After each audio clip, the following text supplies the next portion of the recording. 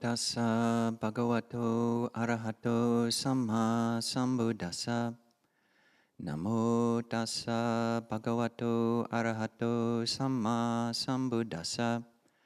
Namo tassa bhagavato arahato samma sambuddhassa. Buddhang dhammang sanghang namasahami. So I'm going to suggest that we start off doing a little bit more chanting. And people, if you're so inclined, can actually keep your chanting book out, because we might have a couple of different rounds of chanting. But if you just want to sit and listen or sit and be, that's totally fine as well. But if you go to page 43, this is the Suffusion with the Divine Abidings. And if you're on Zoom, there's a link in the chat. And do read ahead. We'll be just doing that first paragraph that's about loving kindness. So the first third of the page on page 43. And read ahead. Make sure we're not tricking you or trying to get you to convert or anything that you don't want to do. But this is really all just about love. It's all just about kindness. So if you have any hesitancy, thinking that this is something weird, you can just relax and be with some of this love. And if you want to chant along, it's a great thing. So I'll just begin by chanting that first line in brackets. This is what the leader begins by saying, and that starts the pitch, and then we can all follow and listen together. Now let us make the four boundless qualities shine forth. I will abide, pervading one quarter, with a heart imbued with loving kindness. Likewise the second, likewise the third, likewise the fourth. So above and below, around and everywhere, and to all as to myself, I will abide, pervading the all-encompassing world, with a heart imbued with loving kindness, abundant, exalted, immeasurable, without hostility and without ill will. Okay. So I thought to do that because my mom is here, and she is, in addition to many other skills, she is a singer, and she is a knitter, and she's a sewer, and she's a weaver, and she's a retired OBGYN. So lots of hats, but especially singing. And a big part of the way that we grew up, she raised us, me and my brother and sister, as Unitarians. And I was visiting her and my stepdad this past week, and the reason I went down there was to give a talk at their local Unitarian church. So that's what we were raised in, this Unitarian faith. And the title of the talk was going to be, introducing Unitarians to Buddhism. And the name of the talk was going to be Buddhism, Unitarianism without the U, Y-O-U. But so much of what my mom enjoys about Unitarianism is coming together and harmonizing voices. And it really can be a beautiful thing. And it's great to hear everybody here do the invitation to a Dhamma talk, which is just about as musical as we get in monastic Theravada Buddhism. There's a list specifically for monastics of the 5 reasons not to practice singing. So those are that when a monk or a nun focuses too much on singing, then they fall in love with and become infatuated with their own voice. Or the second reason is that others can become infatuated and fall in love with your voice. And if you've ever heard Ajahn sing the Invitation to the Devas, you'll totally know he swoons people. And it's impressive. The third reason is that, at least in the time of the Buddha, and still today in Theravada countries, the lay people, so the non-monastics, might criticize and complain, what are these monks doing? Enjoying this art of a non-renunciant. So this kind of sensual art, how are the monks practicing this as well? And it can become competitive in monastic traditions that really lean into the beauty of song, the beauty of music.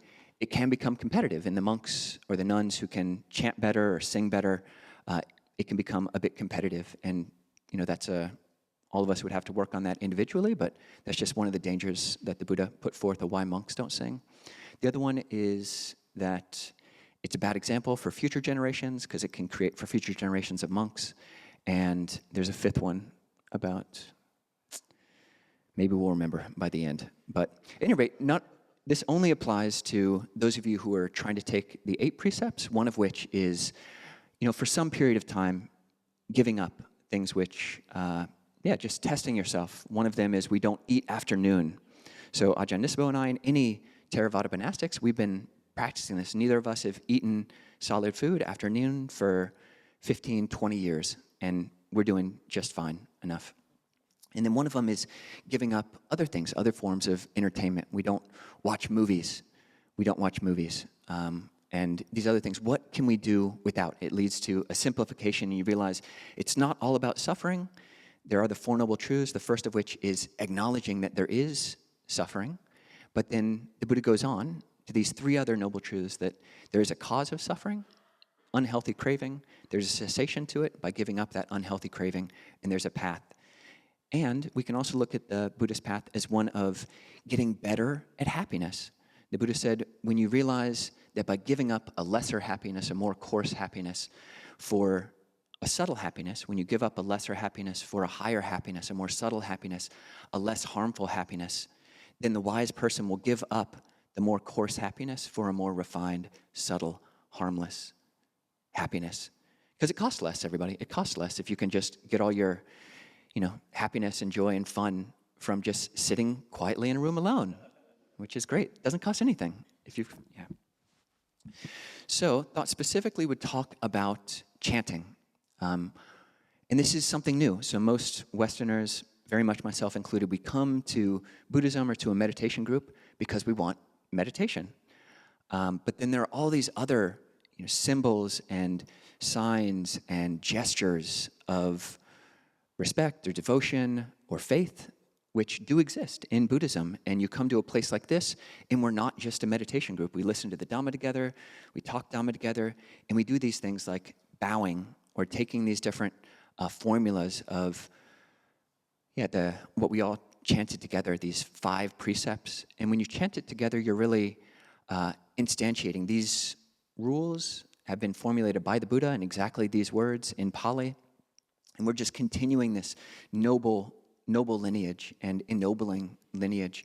So you can tap back into these chants are many of them, including that refuge chant and the suffusion with the Divine Abidings, go all the way back to the Buddha himself. So you can get this idea of going back to a source and really connecting with enlightened people, men, women, monastics, non-monastics, who've been living these teachings and loving these teachings and realizing these teachings for 2,600 years.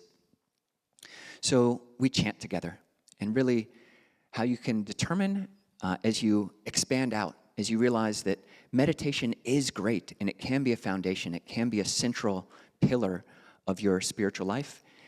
Many people will find, I certainly find, that it's not enough. If you're trying to live your whole life in a way which is increasingly sensitive, then meditation is just however long it is. Even if you're doing an hour in the morning, hour in the evening, you've got 22 other hours in the day.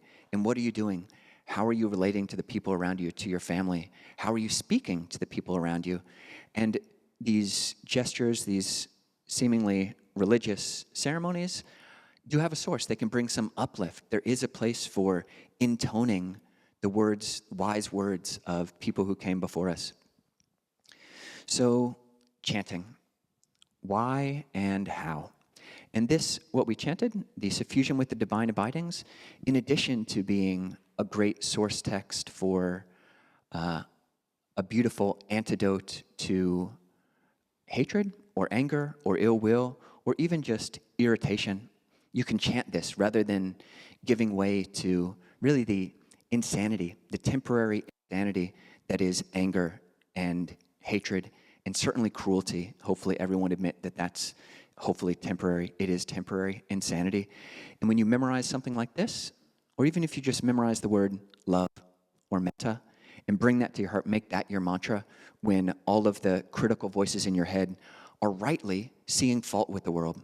You can bring this sanity that, yes, there are so many faults in the world. There's so many faults in society. And we're not trying to numb ourselves to these things, to dumb ourselves to these things. But there's way more truth to that. There's way more truth to the universe, and certainly towards helpful communication with the people who we agree with, our family members, the people who we don't agree with, our family members in society. We need to remember all the other truth of people can't hear us when we're coming from hatred. So love, love, love. I will abide with the mind, with the heart imbued with loving kindness. These are great directions for shifting the insane mind to see more sanity, to feel more sanity, to come back to this heart space. And none of this is strictly intellectual. So much of it, if you can, is being embodied. So 3 benefits of chanting, as with singing. There is a communal benefit, there is a physiological, anatomical benefit, and there is a psychological benefit to chanting. So with the social benefit, as you noticed, the lead chanter will chant what's in brackets. And that's just to get everyone in tune. We're all listening to the people around us. And you come to a monastery, and there's no, like, you don't have to take a test whether you can actually harmonize with anybody else. There's no entrance fee that they stop you at the gate of the monastery, and can you hold this pitch? Can you harmonize with a single other person? There's none of that. So we get a bunch of off-tune, off-pitch, young boys and men. And it's something that when you live in community, you really have to. We're doing lots of chanting. We're probably doing at least, an hour of group chanting every day. And so to be able to practice this harmonization, and it does happen, even if you think you're tone deaf, that can be a real thing, but you can even train within the spectrum of that just through listening. So this mantra of listening. So we do that beginning. Now let us make the 4 boundless qualities shine forth. In this first line, I will abide.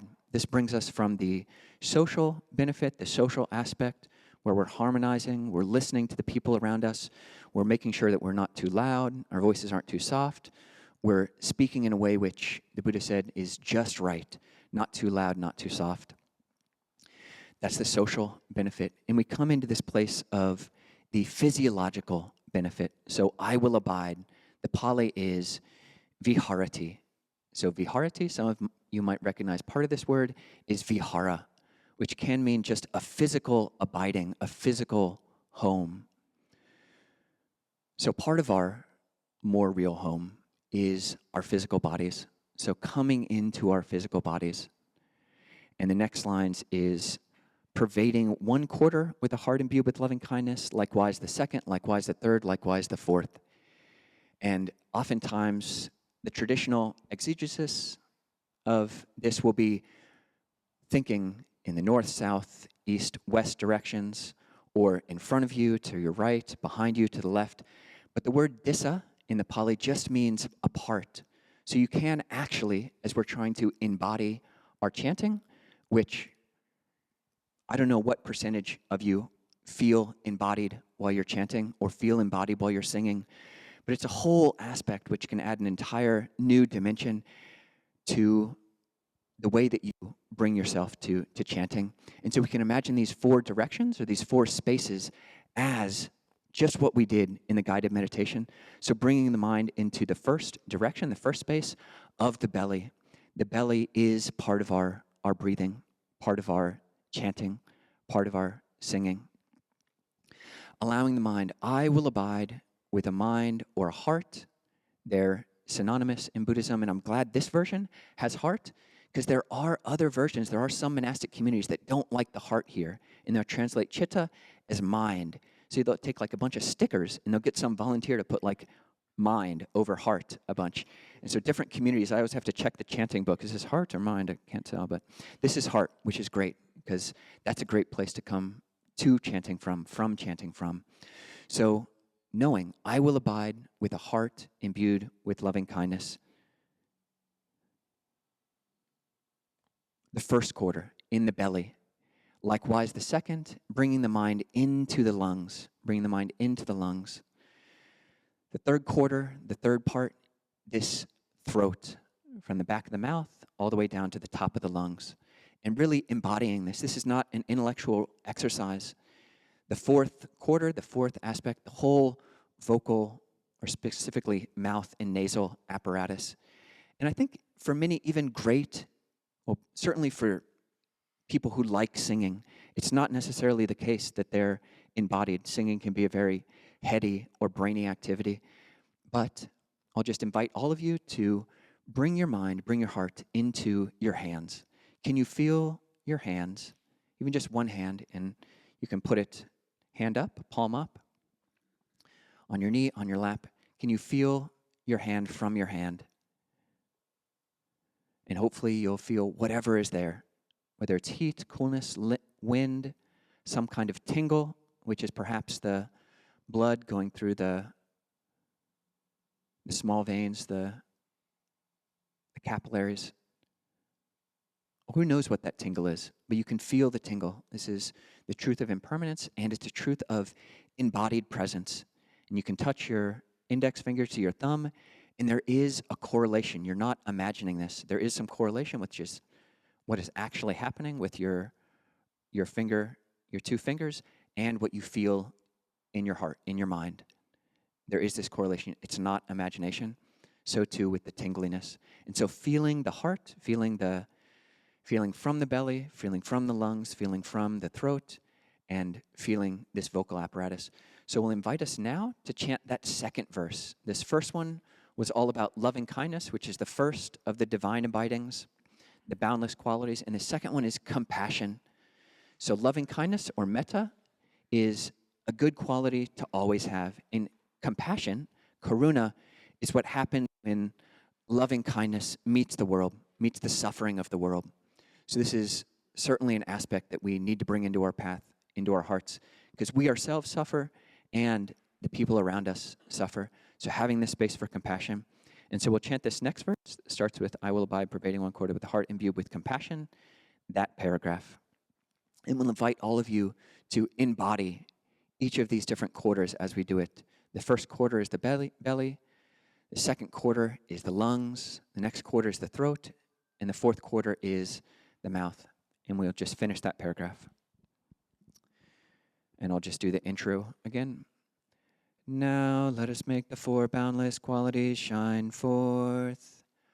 I will abide, pervading one quarter, with a heart imbued with compassion. Likewise the second, likewise the third, likewise the fourth. So above and below, around and everywhere, and to all as to myself, I will abide, pervading the all-encompassing world, with a heart imbued with compassion, abundant, exalted, immeasurable, without hostility and without ill will. So as we move to the next lines, and hopefully everybody could begin to feel what that feels like, to feel from the belly as you're chanting, feel from the lungs, feel from the throat, the windpipe, feel from the mouth, to know from this embodied presence. And the next line, so above, below, around, and everywhere, and to all as to myself. This is when we go into the aspect of a psychological training. So here's the mind, and we're moving from just the full embodiment. So with these first steps, we're moving from the physiological awareness to this broader psychological awareness. So above and below, you can imagine that everything from the heart up and below from the heart down. So just full embodiment. So knowing the whole body just in those two lines, so above and below. And the next step is when we go to the level of mind, around and everywhere. And this is when you start to feel that so much of the time, certainly in the West, we often think that the mind is in the brain or the mind is in the head. But then when you start feeling into your hands or into your body, you start realizing that the mind is not in the brain or the mind is not in the head, but the head is inside of the mind. And I'm just talking about first-person felt experience, not talking about the ontology or the truth claims about where consciousness dwells, but just it feels. The mind, the heart is bigger than your head. You just have to admit it, everybody. You have to admit it, that your mind and heart are bigger than your skull.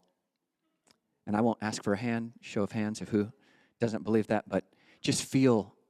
Feel, is that true?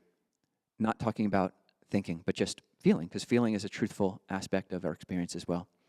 So we're moving around and everywhere into all as to ourselves. And it's not just the case, we might think on default, that the mind is in the body even, but it's that the body is inside of the mind. Our mind is bigger than our bodies, even just on the level of imagining and the degree to which our perception of other people matches the actuality of other people's existences. I can imagine how other people are doing this theory of mind. Other people have minds and hearts, and I can imagine what that's like. The mind is bigger than the body. The mind is bigger than just what we can feel inside. So the body is inside of the mind. So above, below, around, and everywhere. It's just, again, dropping the boundaries as we're doing here. And you can even feel this when you feel that your hands don't feel like they're inside of a latex glove or inside of a balloon. Like you could feel the edge of the latex, feel the edge of the balloon. You would think, I can see so clearly my hand. It like stops there on the right and it ends over here on the left. And this is inside this like pinkish thing here, that's me. And everything in between all that is all the rest of the world. But when we feel, that boundary breaks down. It just feels like, from the hand, it feels like a cloud. Where do I stop? Where do you stop and the world begin? And on the level of mind, you don't have to draw those distinctions. On the level of safety, it's extremely important to have this sense of what is bodily autonomy, where you start, where you stop, and where the world begins. But on the level of heart, and certainly when you're in a safe space and in a place of seeing how big can the mind become, you're bigger than just this hand. In the next lines, I will abide pervading the all-encompassing world with a heart imbued with compassion, abundant, exalted, immeasurable, without hostility and without ill will. And we can look at, as you're judging any Buddhist practice, if all you want from your Buddhism is meditation, that's fine. But I'll give you a touchstone for how you can judge. When you go to a meditation center, you go to a monastery, and you see people bowing or chanting or doing anything that you're not familiar with and don't yet know if you want in your life, or which you might start off as being averse to, is one, the Buddha said, when asked, do you, Buddha, do you believe, I believe that you think that all ascetic practices are good and that no ascetic practice is bad. And the Buddha says, no, that's not true. Any ascetic practice that gives rise to wholesome mental states, like lovingkindness and compassion and empathetic joy or gladness and equanimity, if it gives rise to those, then that's a wholesome ascetic practice. And if it decreases unwholesome mind states like selfishness or conceit or anger, unhelpful craving, if it decreases that, that's an ascetic practice you can take on. And then he was asked about practices in general. If a practice that you see in a church, Christian church, Buddhist, whatever, if the practice, when you do it, when you implement it, if it gives rise, as you do it, to wholesome mental states that are bright and make the heart big and do not lead to this mental contraction that I'm right, everybody else is wrong, if they lead to a brightening and a bigness of heart, then experiment. Maybe I can take on this chanting. Maybe I can take on the chanting. Maybe this bowing isn't an inherently religious and therefore institutionally degraded show of absolute adherence to the profundity of rites and rituals categorically, but maybe you can use it as a skillful means. Maybe when I bow, I don't have to be bowing to the patriarchy, which we're not advocating, but it's a bowing to that which is most meaningful in our lives. And when you come to here and you hear someone, you can hear it in a church or anywhere, just asking you what is most important in your life, what is highest in your life. So many people just have never thought about that. And we weren't born necessarily with this being imputed into us. What's good, what's highest, what do we believe in is highest in our lives? And when you take up a practice like bowing, you intentionalize that. The first thing we do as monastics when we wake up is we bow 3 times. What are we bowing to? For me, I say, Buddhang saranang gacchami, yava nibbana saranang gacchami. I bow to the Buddha as a symbol for awakening, which, in my belief, is a complete transcendence of greed and anger. Dhammang saranang gacchami. I bow to the Dhamma so as to realize the truth here and now.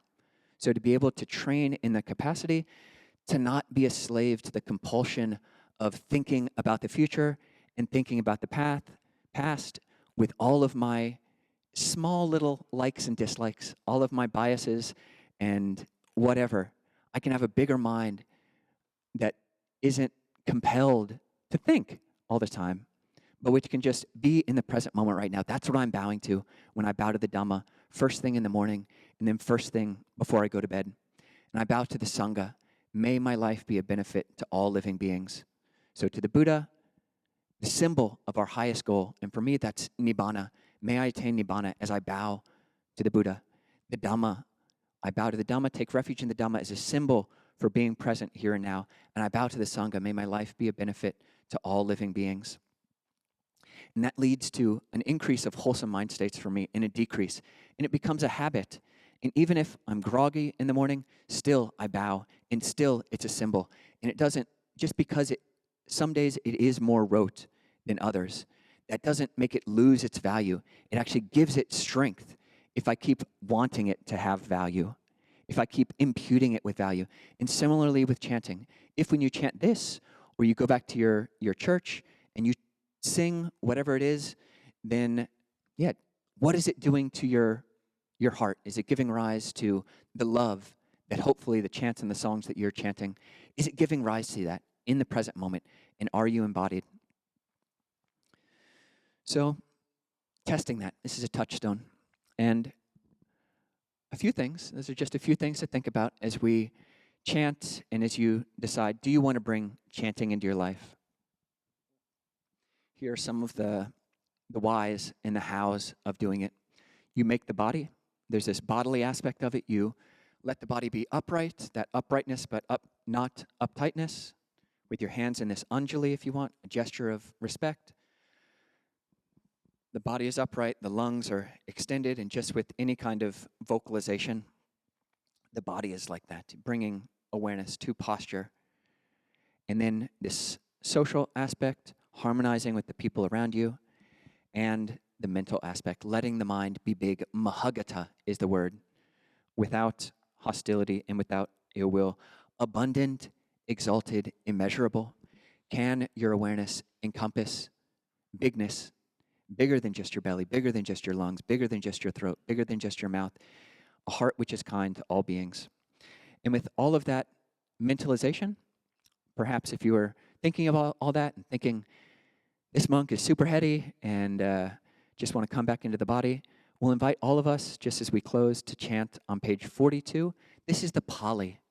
So words very close to what the Buddha spoke. And this is similar to why Catholics chant in Latin, even if you don't know the meaning. Hopefully you learn some of these meanings in Pali, because there is extreme depth in the Pali. But also, it allows you to be less spun up with the meaning, and you can just embody and get to what it's actually pointing to. And if your pronunciation isn't great, no worries. As you practice and listen, you'll get better, and really the spirit is what you bring to it. So, page 42, and we'll do all 4, and then the 4th one is actually scooted over to page 44. Andammayang chaturapamanya upasanang karoma sehe metta sahagacena cetasa ekang disang paritawa viharati tata dutiya tata tatiyang tata chatuta itiyu dhammadho tiriya Sabbati sabbatataya sabbhavanta lokang metta sahagatena cetasa vipulena mahagatena apamane nahaverena abhayapajena paritawa viharati karuna sahagatena cetasa ekang desang paritawa viharati tata dutiya tata tatiyang tata chatuta itiyo dhammadotiriya sabbhati sabbatataya sabbhavanta lokang karuna sahagatena cetasa vipulena mahagatena apamane nahaverena abhayapajena paritawa viharati mudita sahagatena cetasa ekang desang paritawa viharati tata dutiyang tata chatiyang tata chatuta itiyo dhammadotiriya sabbhati sabbatataya sabbhavantang lokang mudita sahagatena cetasa vipulena mahagatena apamane nahaverena abhaya pajena paritawa viharati upeka sahagate na cetasa ekang desang paritawa viharati tata dutiyang tata tatiyang tata tatutang itiyo dhammadotiriya sabbhati sabbatataya sabbhavantang lokang upeka sahagatena cetasa vipulena mahagatena apamane nahaverena abhayapajena paritawa viharati iti.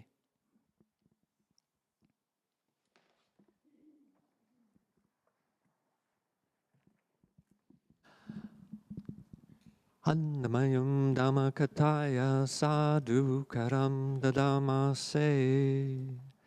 Sadhu, sadhu, sadhu, anumodami. So we'll have time for questions, or if anyone has a comment, either in person, and I think Miles will bring you a microphone so people on Zoom can hear. If you've got a question on Zoom, you can raise your hand and we can call on you there.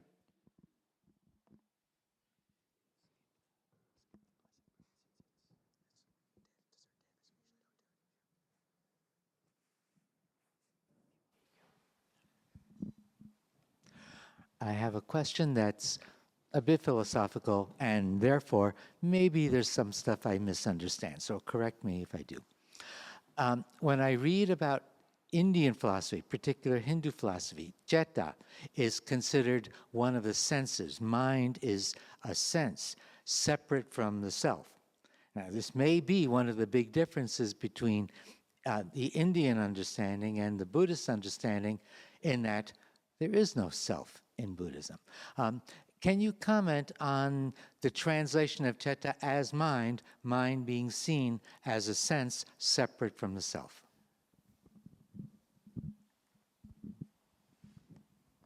Yeah, so chetas or chitta is translated as mind. In Mahayana Buddhism, they add three more types of consciousness to the 6 that you find in Theravada Buddhism.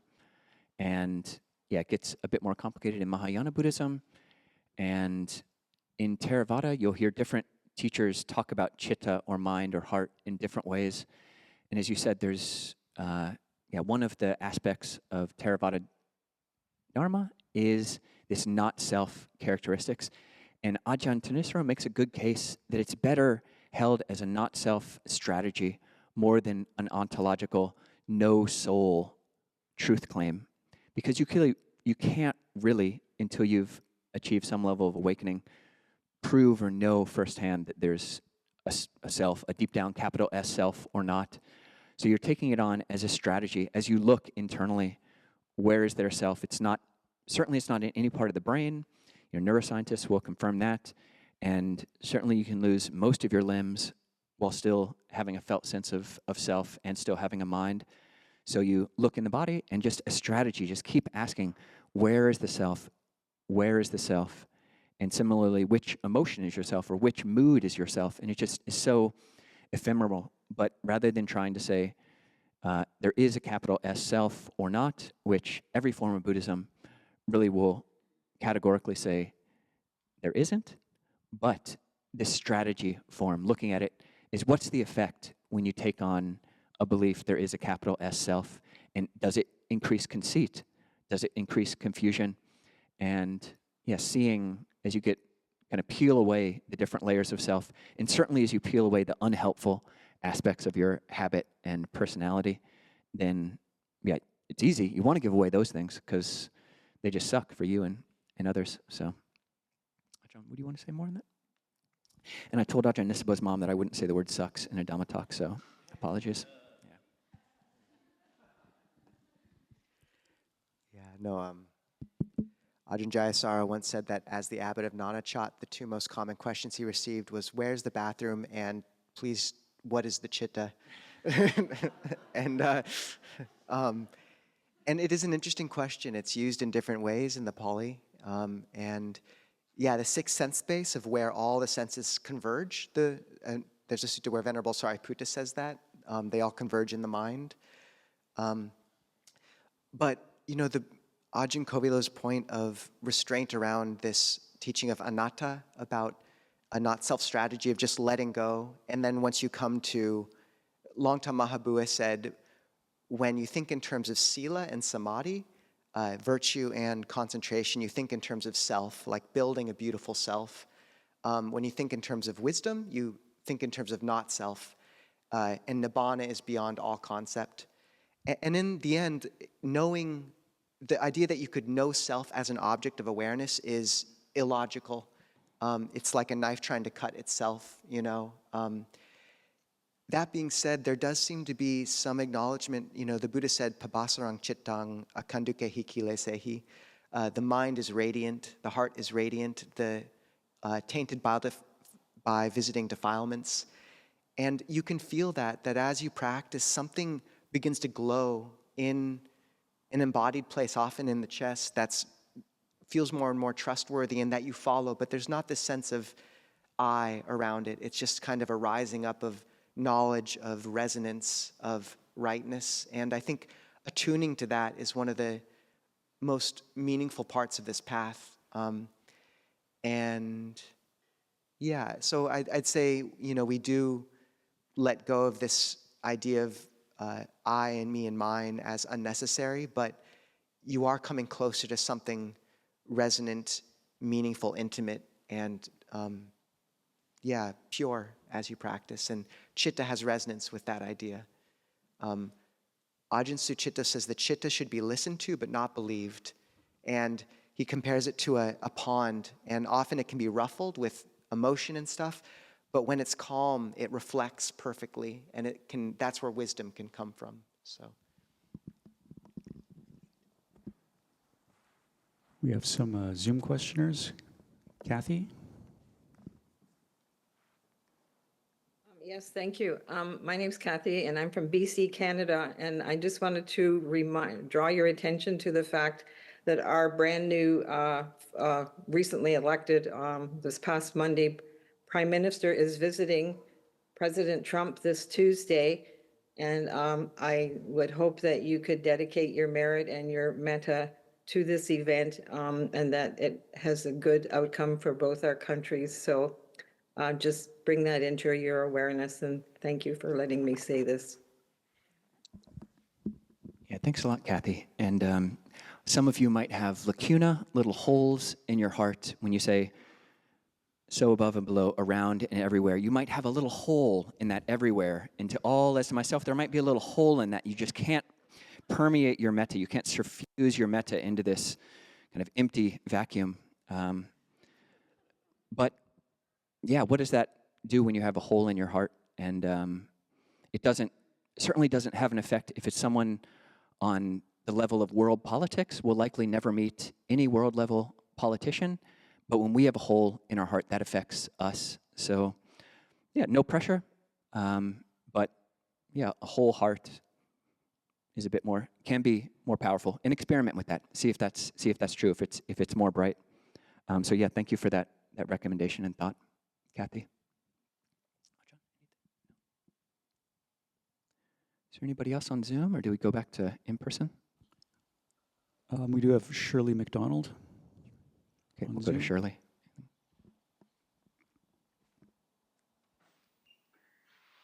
Hello, thank you for that lovely talk.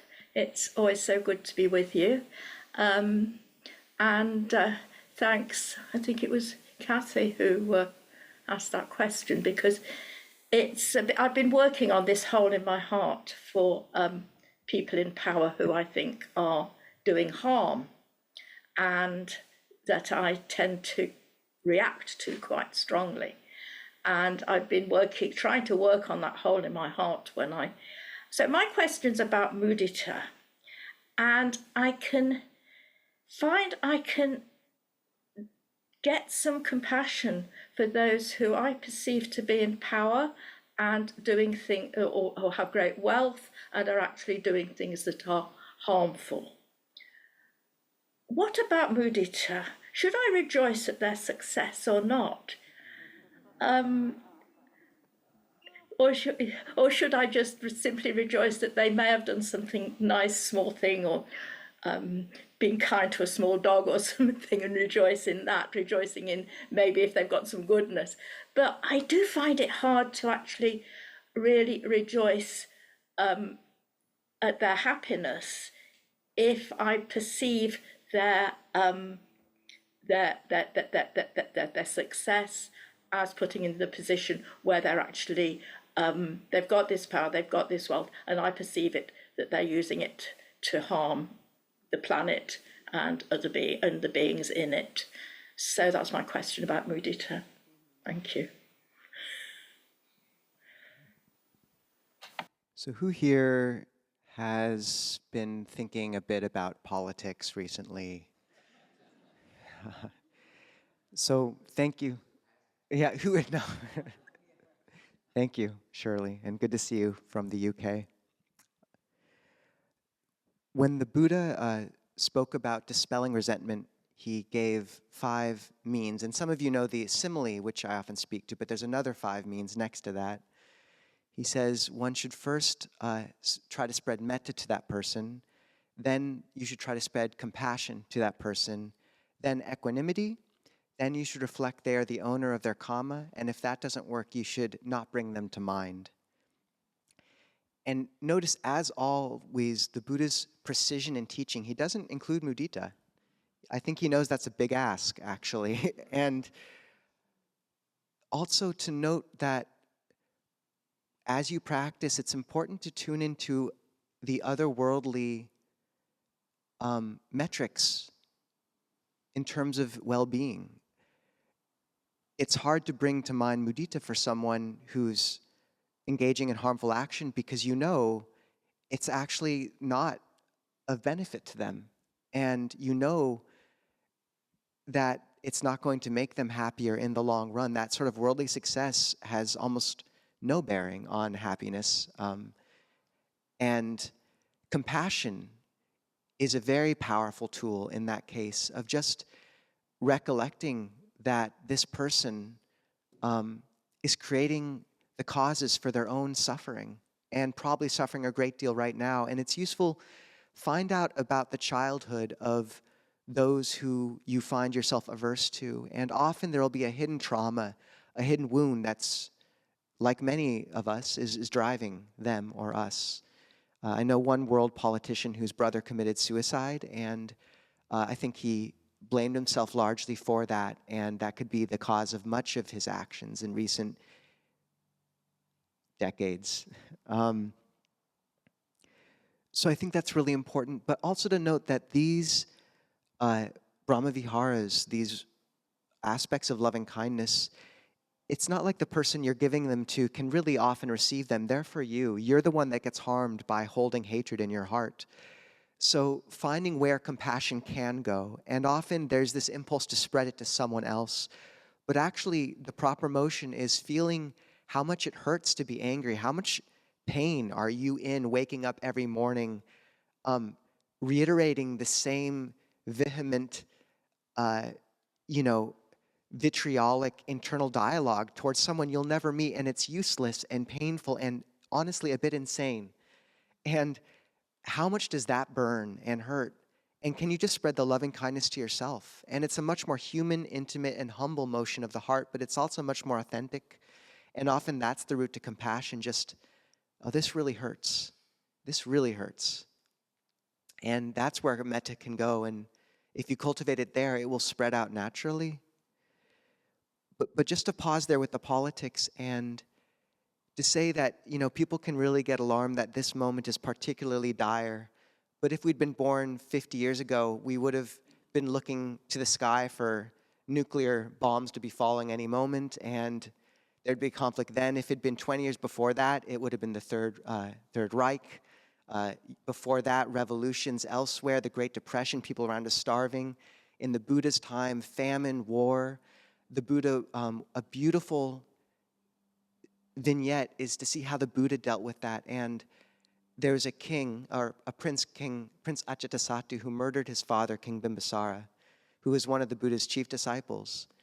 And afterwards, Prince Ajatasattu came to the Buddha, and the Buddha received him, taught him, and held him with compassion. And by the end of that teaching, the prince, because he was not just refused outright, said, look, I did something bad. I killed my father, a good man. And the Buddha said, one who acknowledges a fault and determines restraint in the future grows in the Dhamma. And in the end, Prince Ajatasattu actually sponsored the first Buddhist council. The fact that we have these teachings well codified and preserved is because largely of that prince and that compassion. So just to step back from that conceit that our moment is different than the moments others grew up in. And it's not like we can't take action, we can't participate, but to know that we're in a long lineage of people holding a spiritual center in the midst of great tumult, and it's our job to hold that carefully and preserve that like sacred center in the midst of all that. And we can, and anger is never useful, never. An action taken out of love is always more powerful. Ajahn? Maybe one more question.